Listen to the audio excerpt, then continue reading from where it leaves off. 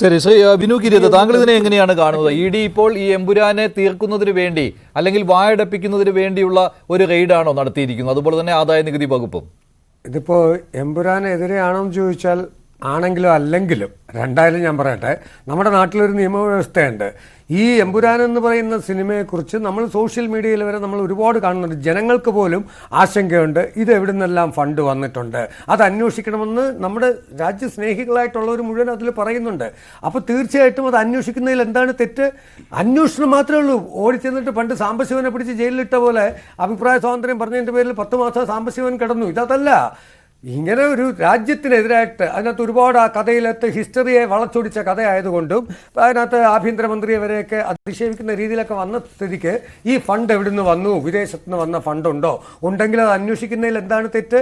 അന്വേഷിച്ചിട്ട് കുറ്റം കണ്ടുപിടിച്ചാൽ മാത്രമേ ഇത് കുറ്റാരോപിതരെന്ന് ഇപ്പോൾ വരെ കുറ്റാരോപിതരെന്ന് പോലും പറയുന്നില്ല. അന്വേഷിച്ചു 1.5 കോടിക്കകത്ത് എന്തോന്നും ഒരു എമൗണ്ട് അവിടെ നിന്ന് കിട്ടിയെന്ന് പറഞ്ഞു.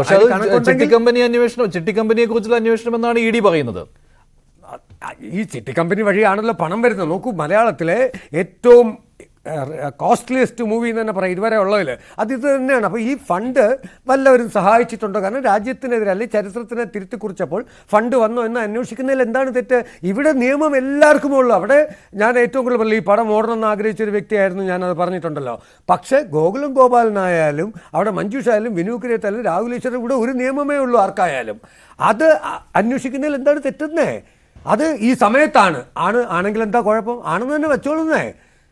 എന്താ കുഴപ്പം എന്ന് പറയും? ഫണ്ട് വന്നോ എന്ന് അന്വേഷിക്കണം വിദേശത്ത്. കാരണം ഈ സിനിമയുടെ പീരീഡിൽ തന്നെ ചെക്ക് ചെയ്യണം. എന്താ സംശയം? അത് അല്ല, താങ്കൾ പറയുന്ന ഈ സിനിമയെ കുറിച്ച് തന്നെ അന്വേഷണം വേണമെന്നാണല്ലോ അല്ലെ? അങ്ങനെയാണ് താങ്കളുടെ നിലപാട്? എന്റെ നിലപാടല്ല.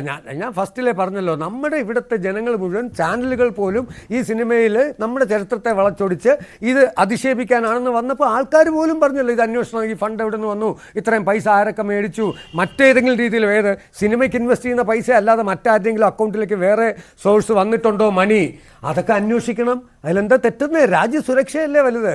അതിനുശേഷമേ സിനിമയും ഞാനും ഇവരും ഒക്കെ ഉള്ളൂ. ആ രാജ്യസുരക്ഷയ്ക്ക് വേണ്ടിയിട്ട് അന്വേഷിക്കുന്നതിൽ കേന്ദ്രം അന്വേഷിക്കുമ്പോൾ പരാതിയൊക്കെ ഒരു സൈഡിൽ ഇങ്ങനെ കിടക്കുന്നേ. ഇനി ഇതെല്ലാം കഴിഞ്ഞിട്ട് ഇതിനകത്ത് ഒരു പ്രശ്നവും ഇല്ലെങ്കിൽ ഇവർക്ക് കുറച്ചുകൂടെ അഭിമാനിക്കാമല്ലോ, ഞങ്ങളുടെ ഒന്നും പിടിച്ചില്ല. അന്വേഷിക്കണമല്ലോ, അതിലൊന്നും ഒരു കുറ്റവും. ഈ ഫൈനാൻസ് നില ഏതൊക്കെ സ്ഥലങ്ങളിൽ റെയ്ഡ് ചെയ്യാറുണ്ട്.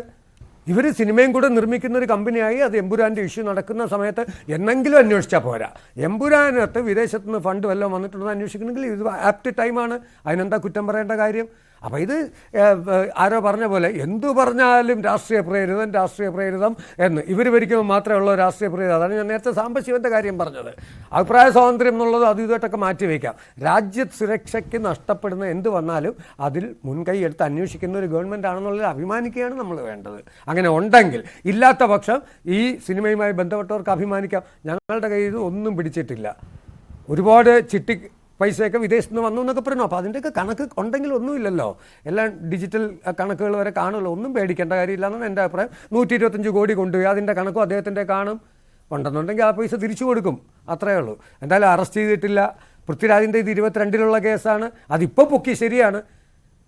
2 കൊല്ലം കഴിഞ്ഞു, ഇപ്പോഴാണ് ഇടിക്ക് അത് എല്ലാം കൂടെ ഒരുമിച്ച് വന്നത്. ഇടിയല്ല, അത് ആദായ നികുതി വകുപ്പാണ്. 3 സിനിമകളിൽ അതിൽ നിർമ്മാണ പങ്കാളിയായിരുന്നു. അവിടെ അഭിനയിച്ചതിന് പണം വാങ്ങിച്ചില്ല. 40 കോടി രൂപ പ്രോഫിറ്റ് ആയിട്ടാണോ എങ്ങനെയാണെന്നുള്ളത് കണക്ക് കാണിക്കണം, അത്രേ ഉള്ളൂ.